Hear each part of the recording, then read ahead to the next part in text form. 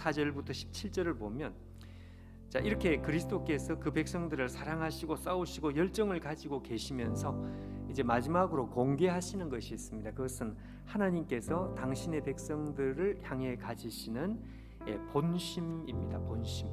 여기 있는 15절에 바로 이 표현으로 한마디로 표현이 가능하죠. 나는 조금 노했다.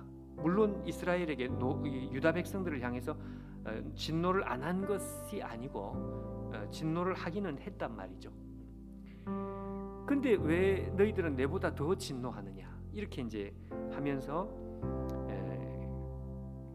하나님께서 이제 그러니까 우리가 얼른 보기에는 아니 때리라고 할 때는 언제고 때리라고 하고 난 뒤에 때렸더니 왜 우리한테 오히려 화를 내는 거야. 뭐 바벨론 입장에서 그렇게 생각할 수 있겠죠.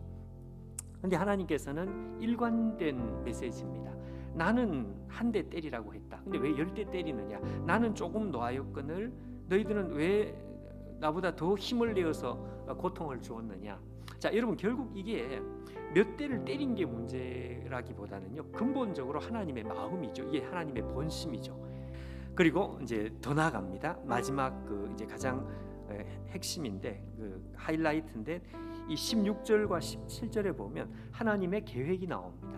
이 유다 백성들을 향한 하나님의 계획. 여호와가 다시 시온을 위로하며 다시 예루살렘을 택하리라 이렇게 되어 있습니다. 자, 여러분 여기에 택한다는 말이 가장 중요한 표현이 되겠죠. 택한다.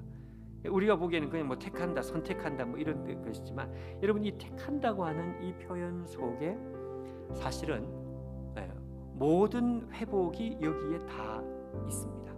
하나님이 보실 때에 분명히 내가 죄를 과거에 졌는데 죄를 용서했다는 것은 한 번도 안 지은 상태로 돌려놓는다 이거죠. 안 지은 것이라고 인정, 한 번도 죄를 지은 적이 없는 사람이라고 인정하신다. 그건 자격이죠.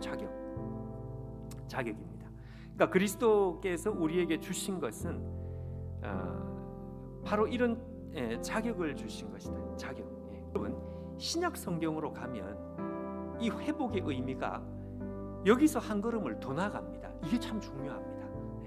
오늘 본문에 이 말씀이 직접 나오는 것은 아니지만 우리가 좀 더 확대해가지고 신약 성경의 차원으로 우리가 좀 더 깊이 이해를 한번 해보자 그 말씀이에요. 어떻게 되는가 하면요, 신약 성경은 자, 자격을 잃어버렸습니다. 그러면 그 자격을 다시 되찾는 거죠. 100원을 잃어버렸는데 100원을 다시 되찾아요. 그러니까 우리가 생각하는 회복은 이게 회복이다 이거죠. 구약 성경이 말씀하는 회복이 이게 회복이다 이거죠. 근데 신약 성경에서 가르쳐주는 예수 그리스도로 말미암아 주시는 그 회복은 거기서 한 걸음을 더 나갑니다. 더 나간다는 건 어떻게 된다는 거냐? 그러니까 이런 이야기입니다. 100원을 잃어버렸는데 100원을 다시 찾아요.